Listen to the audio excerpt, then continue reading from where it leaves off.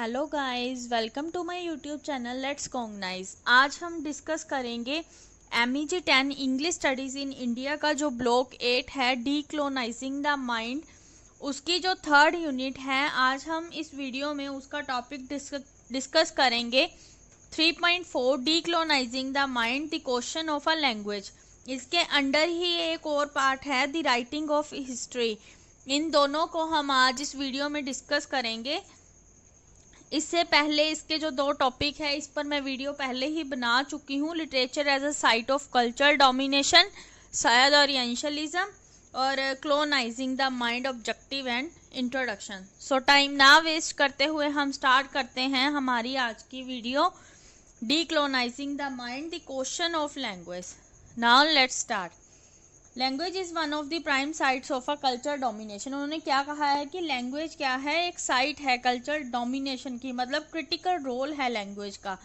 जो post colonial critic थे अजीज अहमद, उन्होंने किसके बारे में बात की है कि किस तरह से थर्ड वर्ड की एक कैटेगरी को फॉर्म किया जाएगा, एक कैटेगरी को बनाया जाएगा। उन्होंने क्या कहा है कि लिटरेचर को ही इसी फैक्टर द्वारा डिफाइंड किया गया है, जो कैटेगरी थर्ड वर्ड में बनाई गई है। ये जो राइटर हैं अपनी लैंग्वेज का यूज़ करते हैं अपने काम में, और मतलब क्या है, वो अगर लैंग्वेज को वो तभी यूज़ कर पाएंगे अगर वो लैंग्वेज को सीखेंगे, मतलब वो लैंग्वेज तक पहुंच पाएंगे। किससे पहुंच पाएंगे? वो सीख के जब अपना वर्क में अपनी ही लैंग्वेज को यूज़ कर सकते हैं। उन्होंने क्या कहा है कि इसी को ही कैनन का नाम दिया गया है, लैंग्वेज को यूज़ करने को। वो क्या कहते हैं? The only writer writing in the language of the metropolitan centre. उन्होंने क्या कहा है कि जो राइटर्स राइटिंग करते हैं मेट्रोपॉलिटन सेंटर में और उसे ट्रांसलेट कर देते हैं, क्या इसी को कैनन बोलते हैं? इंक्लूजन इन द कैनन यही होता है। We can already understand how such language are privilege. उन्होंने क्या कहा है कि क्या हम यह समझ सकते हैं कि किस तरह से इन लैंग्वेज को विशेष अधिकार मिला है पोस्ट कॉलोनियल वर्ल्ड में। उन्होंने कहा है कि हमें यह याद रखना जरूरी है कि जो सभी कॉलोनीज होती हैं उनका कोई एक्सपीरियंस नहीं होता, क्योंकि उनका जो पैटर्न है वो भी अलग अलग होता है लैंग्वेज का। और लैंग्वेज क्या है, एक क्रूशियल रोल प्ले करती है कॉलोनाइज्ड रिलेशन में। कॉलोनाइज्ड नेशन में लैंग्वेज का एक क्रूशियल रोल होता है। इंडिया में पर्टिकुलरली उन्होंने क्या कहा है कि जो इंग्लिश लैंग्वेज है उसमें क्या है, पावर स्ट्रक्चर और क्लास पोजीशन को डिफाइन किया गया है। इंग्लिश ही ऐसी लैंग्वेज है जिसे फॉर्मली इंट्रोड्यूस किया था इंडिया में, किसके द्वारा? थॉमस मकोले द्वारा। मिनट ऑन एजुकेशन इन 1834 है उसका जो वर्क। उसमें क्या है, उसने अपने पर्पस को स्टेट किया है। कौन सा पर्पस है? Form a class who may be interpreter between us and the millions that we govern, a class of person Indian in blood and color but English in taste, in opinion, in morals and intellect। उनके opinion, moral और intellectual से क्या है कि जो Indian है वो अपने ब्लड और कलर से है, बट इंग्लिश उनके सिर्फ टेस्ट में है। ये था हमारा first paragraph, the questioning of language का। नाउ हम डिस्कस करते हैं second paragraph. This was based on 2 प्रेमाइजेस। ये क्या है? 2 प्रेमाइजेस पर होता है। फर्स्ट क्या है, जो स्पीरिटी है इंग्लिश की सभी लैंग्वेज से ज़्यादा होगी, मतलब संस्कृत और अरेबिक से इंग्लिश को ग्रेटर लैंग्वेज माना जाएगा। और दूसरा प्रेमाइजेस क्या है कि जितनी भी लैंग्वेज है, मतलब other was the use of language as a political instrument in the hands of the coloniser. क्या है, उन्हें पोलिटिकल इंस्ट्रूमेंट के लिए यूज़ किया जाता है लैंग्वेज को। उसे क्या है, ना कि ओनली कम्युनिकेशन करने के लिए यूज़ किया जाए, बल्कि उसे सोशल और कल्चरल पैकेज के लिए भी यूज़ किया जाए। यही है उनका मेन मोटिव इंग्लिश का, ताकि वो अपनी खुद की पहचान ब्रिटिश से इजीली करवा सके। This was how culture imperialism. उन्होंने क्या कहा है कि किस तरह से एक कल्चर इम्पीरियलिज्म फंक्शन परफॉर्म करता है, मतलब किस तरह से काम करता है। ये जो पॉलिसी है डायरेक्टली न्यूमरली क्या है, न्यूमेरिकली क्या है, स्मॉल नंबर ऑफ इंडियंस तक ही पाई गई है। मतलब ये पॉलिसी में small number of Indians he include हैं। और जो डिफ्यूज़न है इंग्लिश लैंग्वेज की, उसे परकोलेट थ्रू इंडियन सोसाइटी किया गया है, मतलब परकोलेट नहीं किया गया इंडियन सोसाइटी द्वारा। व्हाट डिड हैपन, क्या हुआ था जब मंगोले क्लास ऑफ इंडियंस में क्या है, इंग्लिश लैंग्वेज को मतलब इंग्लिश लैंग्वेज को इम्पावर माना गया था और वेस्टर्न वर्ड को अलाइन के साथ कंबाइन किया गया था। मतलब उनको कंपेयर किया गया था, इंग्लिश लैंग्वेज इम्पावर है और वेस्टर्न वर्ड अलाइन है। इसमें क्या है, रोल और फंक्शन बताए गए हैं इंग्लिश लैंग्वेज के और अलग अलग डिमेंशन बताई गई है कि किस तरह से इनको डिवाइड किया गया है, इंग्लिश स्पीकिंग एरियाज को और नॉन इंग्लिश स्पीकिंग इंडियंस को। मतलब जो लोग इंग्लिश बोलते हैं और जो लोग इंग्लिश नहीं बोलते, किसके साथ डिवाइड किया गया है इनको, social and education opportunity available to इधर।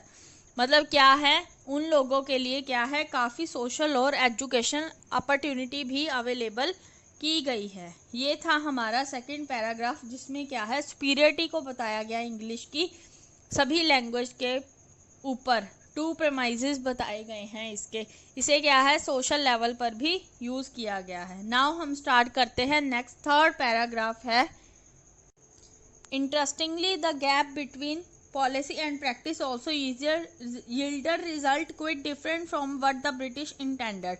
क्या कहा है कि काफ़ी ज़्यादा गैप पाया जाता है पॉलिसी और प्रैक्टिस में।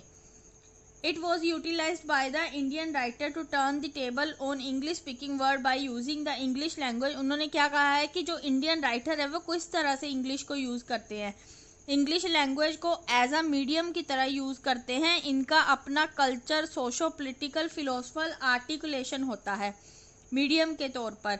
और जो इंडियन इंग्लिश राइटिंग है इसकी क्या है, काफ़ी स्टेजेस होती हैं, जैसे imitation, revolt and quest for identity to become an autonomous entity. इसकी क्या है, खुद की डिस्टिंक्ट फॉर्म होती है, अलग अलग फॉर्म्स होती हैं इंग्लिश लैंग्वेज की, स्टाइल्स होते हैं, इडियोमेटिक एक्सप्रेशन होते हैं। ये English language as a medium के बारे में इसकी काफ़ी सारी फॉर्म्स बताई गई हैं। पोस्ट कॉलोनियल राइटिंग की अगर हम बात करें तो इस पर क्या है, काफ़ी बहस हुई है कि जो इंडियन ऑथर द्वारा इंग्लिश यूज़ की जाती है उसके ऊपर काफ़ी बहस हुई है।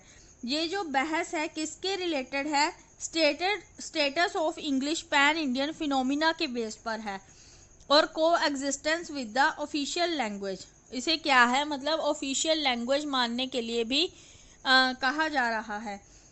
और इसकी क्या है, काफ़ी ज़्यादा बहस है। हिंदी जो हमारी ऑफिशियल लैंग्वेज थी पहले, using the English language has often been seen as elitist, un Indian and therefore anti national.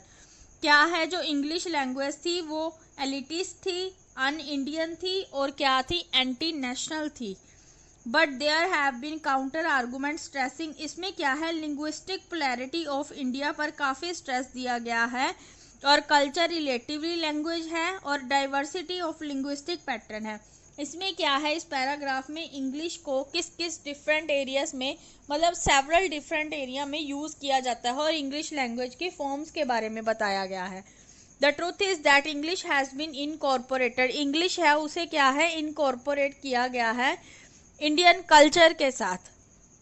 और जो इंडियन इंग्लिश है वो कब उभर कर आई, काफ़ी सालों के एक्सपेरिमेंट के बाद जो इंग्लिश लैंग्वेज थी वो उभर कर आई, किसके द्वारा उभरी थी, post colonial Indian English writers द्वारा, जो कहाँ रहते थे, मोस्टली कहाँ पाई जाती थी इंग्लिश लैंग्वेज, मेट्रोपॉलिटन सेंटर में।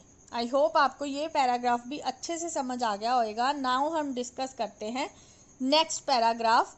फर्स्ट पैराग्राफ में हमने डिस्कस किया था कि लैंग्वेज का एक क्रूशियल रोल प्ले होता है, मतलब क्रूशियल रोल है कॉलोनाइज्ड नेशन में। सेकेंड पैराग्राफ में हमने डिस्कस किया था superiority of English over other language. और थर्ड पैराग्राफ में हमने डिस्कस किया है English use in several different areas. Now हम डिस्कस करते हैं next paragraph. The experience of English in India has been different from the experience of the colonizer language in the other colonies. English का जो experience है काफ़ी अलग है, जो दूसरी कॉलोनीज में कॉलोनाइजर लैंग्वेज का एक्सपीरियंस था उससे काफ़ी डिफरेंट है। Primarily because of the existence of strong local culture and because the education policy of British touch leaves of very few Indians. जो एग्जिस्टेंस है लोकल, स्ट्रॉन्ग लोकल कल्चर का, मतलब क्या है, जो एजुकेशन पॉलिसी है ब्रिटिश की वो कुछ फ्यू इंडियन से ही टच करती है, मतलब फ्यू इंडियंस तक ही लिमिटेड है। Caste define India with its many religions had a number of structural fortification. जो कास्ट डिफाइन इंडिया है, जहां पर क्या है, कास्ट के बेस पर काफी रिलीजन्स बने हुए हैं, उनकी क्या है, अलग अलग स्ट्रक्चर है। और क्या है, ये एलियन इंट्रूजन के अगेंस्ट है। This was not the case with other colonies. यह दूसरी कॉलोनीज का केस नहीं है, ये इंडियन में ही पाया जाता है। Where proselytizing activity worked in the tandem with the imperialist agenda. जिसमें क्या है, कॉलोनियलिज्म के बाद कौन सा आया था, इंपीरियलिज्म एजेंडा, मतलब लैंग्वेज के बेस पर इंपीरियलिज्म एजेंडा के ऊपर वर्क हो रहा है, उसकी ही डिस्कशन कर रहे हैं। Ngugi wa Thiong'o decolonizing the mind, the politics of language in African literature. जो पॉलिटिक्स था लैंग्वेज का अफ्रीकन लिटरेचर में, वो 1986 में पब्लिश किया गया था। 1986 में उसको पब्लिश किया गया और एग्जामिन किया गया। ऑलमोस्ट 100 ईयर ऑफ कॉलोनियलिज्म, इसमें क्या है, 100 ईयर की कॉलोनियलिज्म को एग्जामिन किया गया। और नियो कॉलोनियलिज्म को किसके लिए एग्जामिन किया गया था, एक्सप्लोर करने के लिए, जांच करने के लिए कल्चरल इंपीरियलिज्म की इंटरनलाइजेशन और इंस्टीट्यूशनलाइजेशन को लैंग्वेज के थ्रू। इन दी बुक कैनियन नगुगी, जो इसकी बुक थी उसमें क्या थी, ओनली किशाविली एंड गिक्यू, क्या थी, ये लैंग्वेज थी जिसमें इस बुक को लिखा गया था। नगुगी ने क्या है, इस्टेब्लिश किया था एक लिंक, किसके बीच में, लैंग्वेज, कल्चर और आइडियोलॉजी के बीच में एक लिंक क्रिएट किया था। To take on the colonizer language, क्या है, क्लोनाइजर लैंग्वेज क्या है, एक चॉइस ऑफ मीडियम ही नहीं है, बल्कि क्या है, कल्चरल लॉजिक और आइडियोलॉजी की इंटरनलाइजिंग के बारे में बताया है। मतलब जो नागुगी है वो क्या है, कल्चरल लॉजिक और आइडियोलॉजी के अंदरूनी बात करता है, इनके अंदरूनी वर्क की। नागुगी ने क्या पूछा था कि जो राइटिंग की जाती है इंग्लिश में, जब हम राइटिंग करते हैं इंग्लिश में, क्या हम सच में अफ्रीकन लिटरेचर लगते हैं। जो डोमिनेशन है अफ्रीकन कल्चर का और लैंग्वेज है जो यूरोप द्वारा लिखी गई है, वो लैंग्वेज, लिटरेचर और ऑडियंस है, किस लेवल पर होते हैं, क्लास और नेशन के लेवल पर। उन्होंने बताया है यूरोप की लैंग्वेज को क्लास और नेशन के लेवल पर कंपेयर किया है। He points out how it was taken for the granted that English was the natural language. English को क्या बोला है, नेचुरल लैंग्वेज बोला है लिबर्टी प्रोडक्शन के लिए। और पॉलिटिकल मेडिटेशन होती है जो अफ्रीकन की, वो नेशनल लेवल पर होती है, और नेशनल, कॉन्टिनेंटल और इंटरनेशनल लेवल पर होती है अफ्रीकन की मेडिटेशन। लिटरेरी डिबेट हुई है जो अफ्रीकन राइटर्स के बीच, वो क्या नेम है उसका, एक्सेप्टेड द फटलिस्टिक लॉजिक। इसमें क्या है, कम्युनिकेशन की गई है लैंग्वेज ऑफ द क्लोनाइजर के बीच में, मतलब क्लोनाइजर की जो लैंग्वेज है उनके बीच ही कम्युनिकेशन हुई है।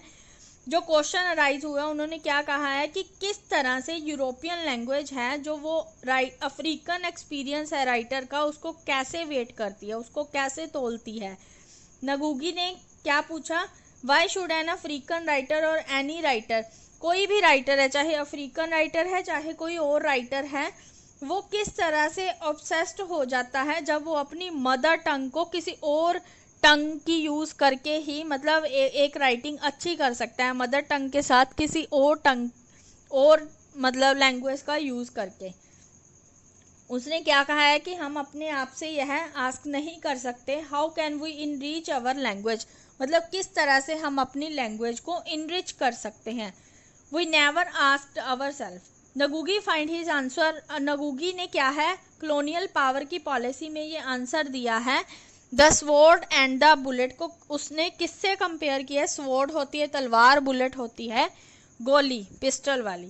स्वॉर्ड और बुलेट को कंपेयर किया है चॉक एंड द ब्लैकबोर्ड के साथ, that is of buttressing the physical violence with the psychological violence. उसने क्या कहा है, उसने किसकी बात की है यहाँ पर, फिजिकल वायलेंस और साइकोलॉजिकल वायलेंस की। इस फेस में क्या है, उन्होंने क्या कहा है कि लैंग्वेज क्या है, एक स्पिरिट लैंग्वेज है, स्पिरिट होनी काफी जरूरी है लैंग्वेज में। The main tool use for this domination was the domination of language. जो यूज किया जाता है टूल, इसमें क्या बताया है कि सॉरी लास्ट 2 लाइन्स हमारी छूट गई हैं। Control was imposed through the military conquest and the political dictatorship. जो कंट्रोल है वो किनके द्वारा किया जाता है? Military conquest and political dictatorship के द्वारा। बट जो क्लोनाइजेशन है वो क्या है? डोमिनेशन का सबसे इम्पोर्टेंट एरिया है, और वो क्या है? मेंटली कंट्रोल करता है कल्चरल के इफेक्ट से, कि किस तरह से जो क्लोनाइज्ड है वो दूसरों के रिलेशंस को परसीव कर सकते हैं। नगुगी ने क्या कहा है? To control a people's culture. अगर पीपल्स के कल्चर को कंट्रोल करना ही एक तरह का सेल्फ डेफिनेशन के टूल, मतलब एक सेल्फ डेफिनेशन को कंट्रोल करना ही, सेल्फ रिलेशनशिप को कंट्रोल करना ही कल्चरल को कंट्रोल करने के इक्वल है। The main tool use for this domination was, जो मेन टूल यूज हुआ है डोमिनेशन का वो क्या है? डोमिनेशन ऑफ लैंग्वेज है। The systematic undervaluing of the colonized culture and the language and the elevation of the language and the culture of the colonizer। जो system है क्लोनाइज कल्चर का और लैंग्वेज है वो क्या है? एलिवेशन है क्लोनाइजर के लैंग्वेज और कल्चर की। ये था हमारा पैराग्राफ। नाउ हम इस टॉपिक का लास्ट पैराग्राफ डिस्कस करते हैं। Nagugi shows how to import the language question is to post colonial study। मतलब किस तरह से हम important, how important the language question in is to post, मतलब post colonial study के लिए क्या important है। Today the elite in the post colonial country। अगर हम post colonial country की बात करें वो क्या है? अभी भी colonial language को यूज कर रही है as the medium of instruction. मतलब एजुकेशन में वो मीडियम किसका यूज कर रही है? क्लोनियल लैंग्वेज का ही। Fluency in European language. जो यूरोपियन लैंग्वेज में फ्लुएंसी पाई जाती है वो स्पेशली किस में पाई जाती है? इंग्लिश में। इसमें इसकी क्या है? मतलब हायर पेइंग जॉब्स, मतलब अच्छी जॉब्स गेट कर सकते हैं इंग्लिश के साथ हम, अगर हमारी इंग्लिश में इन्फ्लुएंसी मतलब फ्लुएंसी काफ़ी अच्छी है। Through the continued use of colonial language neo, अगर कॉन्टिन्यूसली क्या है कॉलोनियल लैंग्वेज को यूज किया जाए तो इसमें क्या है? किसकी स्ट्रेंथ बढ़ेगी? नियो इम्पीरियलिज्म की स्ट्रेंथ बढ़ेगी पोस्ट कॉलोनियल कंट्री में। सबसे इम्पोर्टेंट पॉइंट क्या है? नगुगी मेक्स इन हिज एसे, जो नगुगी ने अपने एसे में बताया है कि use of the coloniser language implies the internalisation of the coloniser culture. क्या है? अगर हम कॉलोनाइजर लैंग्वेज का यूज करते हैं तो इससे क्या होगी? ये क्या है? एक तरह का कॉलोनाइजर कल्चर की इंटरनलाइजेशन है, मतलब अंदरूनी सारा डिस्कशन है। Setting up of a hierarchy, ये क्या है? एक हिरार्की सेट करती है किसके बीच में? कल्चर ऑफ द कॉलोनाइजर के बीच में एंड कॉलोनाइज्ड के बीच में। इन द नेक्स्ट सेक्शन हम क्या डिस्कस करेंगे? नेक्स्ट सेक्शन में the writing of history. I hope आप सभी को decolonizing the mind the question of language अच्छे से समझ आ गया। एक बार हम रिवाइज कर लेते हैं। इसमें हमने डिस्कस किया फर्स्ट पैराग्राफ में language is a crucial in colonized nation। Second paragraph में superiority of English our other language. Third paragraph में हमने डिस्कस किया English use in several different area. Next experience of English. फिर Ngugi के डीक्लोनाइजिंग the mind के लिए और क्लोनाइजर language के लिए जो विचार थे, और वो लैंग्वेज कल्चर और आइडियोलॉजी की इंटरनलाइजेशन पर फोकस करता था। लैंग्वेज कल्चर ऑफ कॉलोनाइजर के बारे में डिस्कस किया है और पोस्ट कॉलोनियल स्टडीज के बारे में। नाउ हम डिस्कस करते हैं इसके अंडर जो टॉपिक है 3.4.1 the writing of history. Now let's start. The writing of history. This is a discussion that properly belongs to the realm of historical theory, but with the collapse of boundaries that make literature and the social science discrete domains of study. It is important to examine this, especially in relation to the project of decolonization of the mind. क्या है इसमें किसकी discussion की गई है? जो properly किससे belong करती है? हिस्टोरिकल थ्योरी से, मतलब बाउंड्री से, जिसमें क्या है लिटरेचर बनाया गया है। मतलब ज़्यादा फोकस किस पर दिखाया गया है? सोशल साइंस है, जिसे क्या है literature and the social science दोनों को क्या है स्टडी के माध्यम से यूज किया जाता है काफ़ी ज़्यादा। इन्हें क्या है स्टडी डोमेन्स माना गया है। तो क्या जरूरी है? एग्जामिन करना जरूरी है, स्पेशली कहाँ पर? Project of the decolonization of the mind में। History and historical narrative are the, जो हिस्ट्री है और हिस्टोरिकल नेटिव है वो क्या है, कल्चरल कॉलोनाइजेशन की नैरेटिव प्राइम साइट्स है। और क्या है, इसमें डिस्कशन की गई है हेगमोनिक की। द राइटिंग और री writing of the history of colonised people, हम क्या है, राइट करते हैं और री राइट करते हैं हिस्ट्री को, कॉलोनाइज्ड पीपल को। और क्या है, जब हम क्या है हिस्ट्री को री राइट करते हैं तो वो क्या बन जाता है, कल्चरल प्रोजेक्ट ऑफ इंपीरियलिज्म। मतलब हिस्ट्री को जब री राइट किया जाता है तो वो किसका नाम दिया जाता है, उसे इंपीरियलिज्म का। One of the things that the colonial power can hegemonically, colonial power क्या है, हेगमोनिकली हो सकती हैं, मतलब इंस्टांस को दिखा सकती है। The reading of pre colonial culture, जो रीडिंग करते हैं प्री कॉलोनियल कल्चर की, वो एक तरह से क्या है, ब्लैंक डार्कनेस है और बारबैरिटी है। It can cause the all important erasure of memory, identity and roots, a state that becomes fundamental to business of empire as it creates willing subject who consent in their oppression and co-opted into the imperialist agenda। उन्होंने क्या बताया है कि इसका main कारण क्या है, बारबैरिटी का और डार्कनेस का। इसमें क्या है, मेमोरी, आइडेंटिटी और रूट्स को इरेज किया जा रहा है, जो क्या है, एम्पायर का बिजनेस बन गया है। मतलब क्या है, जो सब्जेक्ट हम चाहते हैं उनकी क्रिएशन की जा रही है खुद के ऑपरेशन से। मतलब एक बंदा खुद ऑप्रेस्ड हो रहा है इन सभी चीज़ों से जो हिस्ट्री को रिमूव करते जा रहे हैं, और इसे क्या है, इंपीरियलिस्ट बनाने की कोशिश कर रहे हैं। मतलब इनको कोऑपरेट कर रहे हैं इंपीरियलिस्ट एजेंडा से।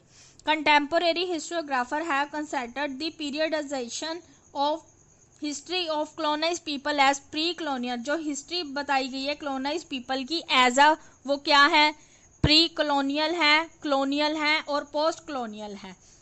पीपल के द्वारा क्या है, पीपल्स की हिस्ट्री को डिफाइन करके इस वे से क्या पॉइंट आउट निकला है, हिस्टोरिकल रेफरेंस है। मतलब पीपल्स की डिफाइनिंग की गई है, वो एक तरह का क्या है, कॉलोनियलिज्म का एक्सपीरियंस है, क्या है, नेशनल ऑपरेशन है। अहमद ने क्या कहा है कि इसमें काफ़ी सारी जो झगड़े होते हैं वो किसके बेस पर होते हैं, class, gender, nation, race, region, इनके बेस पर झगड़े होते हैं। इन अदर वर्ड अगर हम दूसरे शब्दों में देखें तो हिस्ट्री है जो अलग अलग लेवल पर बनाई गई है एक बंदे की लाइफ में, और इसे क्या है, साइमल्टेनियसली बनाया गया है out of a number of disparate. इसमें क्या है, कुछ इवेंट्स तो सिमिलर हैं, कुछ डिसेपरेट है, मतलब कुछ इवेंट्स अलग हैं और कुछ सेम है, कुछ लिंक्ड हैं, कुछ डिसजंक्ट है। सो हिस्टोरियोग्राफी क्या है, एक ऐसी अप्रोच है जिसमें कॉलोनियलिज्म के बारे में बताया गया है। और डी कॉलोनाइजिंग कब होएगी, जब कॉलोनियलिज्म नहीं होएगी, तो उसको अगर कॉलोनाइजिंग द माइंड नहीं है तो वो क्या होगा, डी कॉलोनाइजिंग द माइंड। इसमें क्या है, पीपल के कॉन्शियसनेस को ही शेप दी जाती है। आई होप आपको राइटिंग हिस्ट्री के बारे में यहाँ तक अच्छे से इंफॉर्मेशन मिल गई कि किस तरह से जो हिस्ट्री है वो कॉलोनियलिज्म डी कॉलोनियलिज्म में काम करती है, किस तरीके से ना। लास्ट पैराग्राफ है हमारा इस टॉपिक का, what is the implication for the, क्या इम्प्लीकेशन होती है, मतलब प्रोसेस क्या है decolonisation of the mind की। रेफरेंस पॉइंट क्या है, वो कहते हैं कोई भी पॉइंट लंबे समय तक नहीं रहता, वैसे ही कॉलोनाइजेशन भी ज़्यादा देर तक नहीं टिकती। जो नेशनल हिस्ट्री है जो क्या है, कॉलोनाइजेशन के अगेंस्ट ही बनाई गई है इंडिया में। Then stop to look at the residual area, तो क्या कहा है उन्होंने, उन एरिया की तरफ देखना बंद करो जिससे क्या है, इंडियन सोसाइटी में झगड़े बढ़ते हैं, लड़ाइयाँ बढ़ती हैं, कन्फ्लिक्ट होती हैं। ये क्या है, सबसे इम्पोर्टेंट एक्टिविटी है, क्योंकि क्या है, इसमें डिस्ट्रप्टेड मेमोरी नहीं है, मिथ नहीं है, ट्रेडिशन भी नहीं है, ना ही कोई नैरेटिव है, कॉलोनाइजेशन से कुछ नहीं लिया गया है। But also start looking at the writing of history, तो हमें क्या है, हिस्ट्री को किस तरीके से देखना है, नॉन हेगमोनिकल पोजीशन से हिस्ट्री को देखना है। This will promote a more profound understanding of, इसमें क्या है, हमें समझना है सोशल और हिस्टोरिकल कम्प्लेक्सिटी को और जनरलाइजेशन को और नेशनल ऑपरेशन को। कौन कौन अप्रेस्ड हो रहा है और कौन अप्रेस्ड कर रहा है। We must remember that in a certain sense जो कैटेगरी है पोस्ट कॉलोनियलिटी की वो सभी लोगों पर अप्लाई की गई है। जो खतरा है वो है होमोजीनियस कैटेगरी का। So there must be reorientation in the approach of history. तो इसमें क्या बताया गया है राइटिंग ऑफ हिस्ट्री में कि हिस्ट्री को रीओरिएंट किया गया है, रिकंस्ट्रक्ट किया गया है, रीराइट किया गया है। The subaltern school of historiography in India is the prime mover in the direction. I hope आपको ये वीडियो अच्छे से समझ आ गया होगा। अगर आपको ये वीडियो अच्छा लगा तो प्लीज़ मेरे चैनल को सब्सक्राइब कर देना और लाइक कर देना और कमेंट करके ज़रूर बताना कि वीडियो आपको कितनी को समझ आई। अगर कोई भी डाउट्स या प्रॉब्लम हो आप मुझे कमेंट करके बता सकते हो। तो नेक्स्ट सेक्शन में हम इसका डिस्कस करेंगे decolonizing the Indian mind resisting neo colonialism, और यही डिस्कस करेंगे हम नेक्स्ट वीडियो में। तो मिलते हैं नेक्स्ट वीडियो में, तब तक के लिए bye bye, have a nice day.